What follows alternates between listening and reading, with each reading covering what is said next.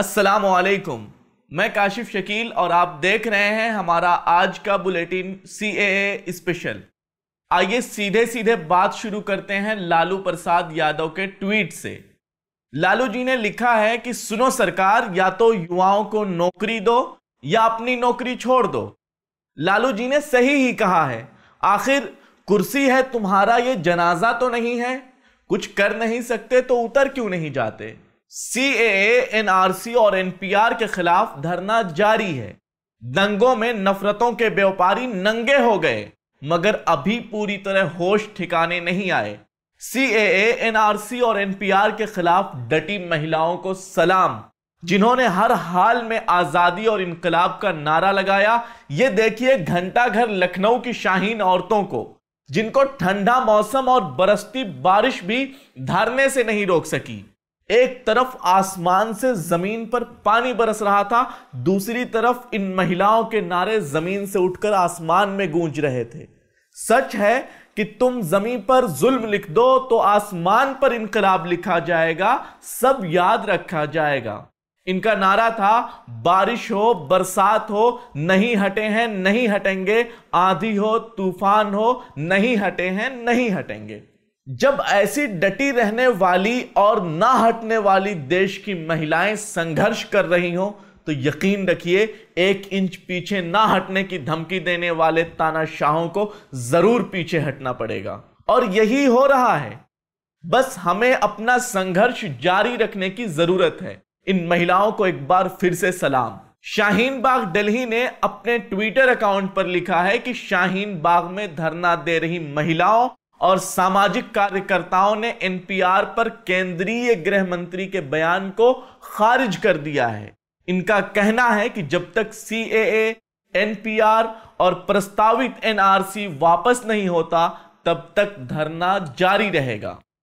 इसी तरह home minister Amit Shah ने सदन में जो ये बात कही कि NPR में किसी से कोई प्रूफ नहीं मांगा जाएगा और ना ही किसी को डाउटफुल सिटीजन करार दिया जाएगा, उस पर ट्वीट करते हुए स्वराज इंडिया ने लिखा है कि जब तक सरकार लिखकर नहीं देती तब तक NPR बाइकॉट का ऐलान जारी रहेगा। NPR को बाइकॉट किया जाएगा। हमारी गृह मंत्री से मांग है कि जो बात उन्होंने राज्यसभा में कही है उसको लिख करके दें, यानी 2003 के नियमों में संशोधन करें।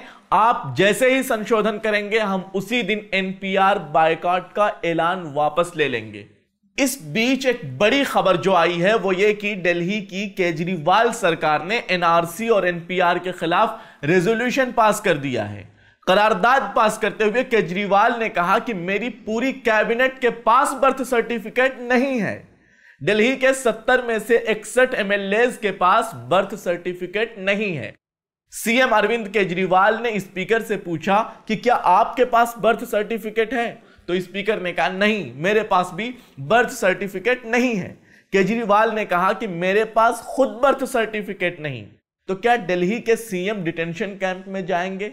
अरविंद केजरीवाल ने कहा कि मैं चैलेंज करता हूं कि पार्लियामेंट और मिनिस्ट्री कैबिनेट और अक्सर स्टेट्स के CM के पास बर्थ सर्टिफिकेट नहीं है।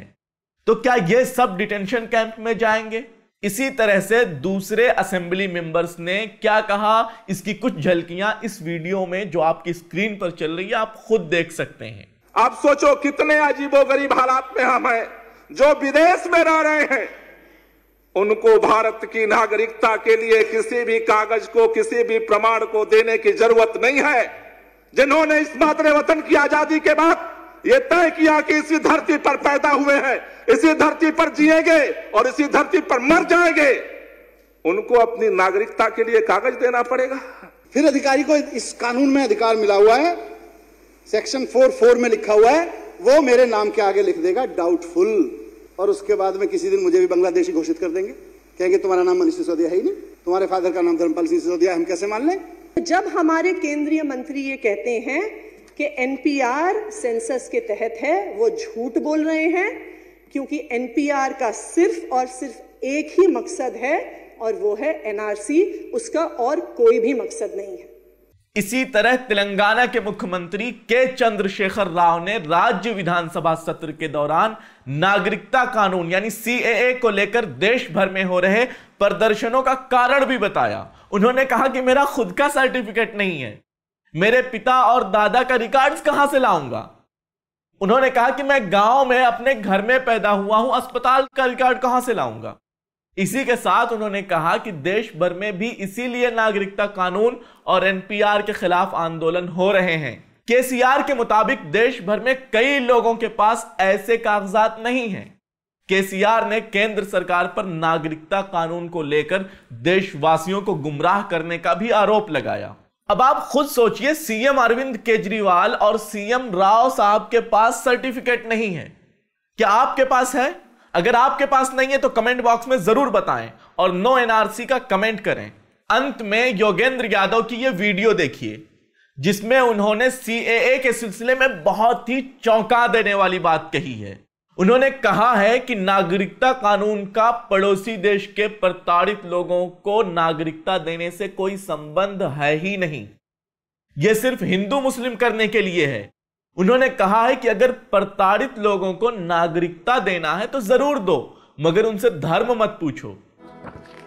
ये है सीएए, 3 पेज का है, सिर्फ लंबा चौड़ा नहीं है, सिर्फ 3 पेज का कानून है। और इस पूरे संशोधन की असली बात सिर्फ एक पैराग्राफ में। ये जो छोटा सा पैराग्राफ सारा का सारा आप देख सकते हैं अब स्क्रीन पे, ये छोटा सा पैरा असली सीएए।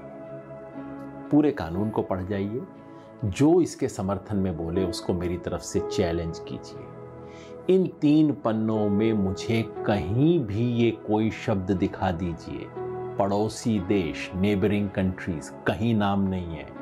रिलीजियस माइनॉरिटीज जिक्र भी नहीं है इसके अंदर इसका।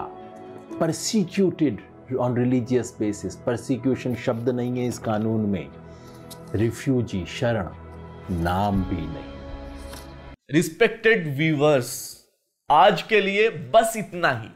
न्यूज बुलेटिन को आप लोग इतना ज्यादा लाइक कर रहे हैं और आप लोगों का इतना प्यार मिल रहा है, उसके लिए हम आपके बहुत आभारी हैं, तहे दिल से शुक्रगुजार हैं। हमारी वीडियोस को लाइक, शेयर और कमेंट करना ना भूलें। चैनल पर नए हो तो सब्सक्राइब जरूर कर लें और सब्सक्राइब के बाद प्लीज ये घंटी वाला बटन जरूर दबाना। अगर आप हमें फेसबुक पर देख रहे हैं तो हमारा पेज लाइक और फॉलो करें। जो बातें आपने इस वीडियो में देखी हैं उस पर आपस में चर्चा करें और समाज में जागरूकता फैलाएं।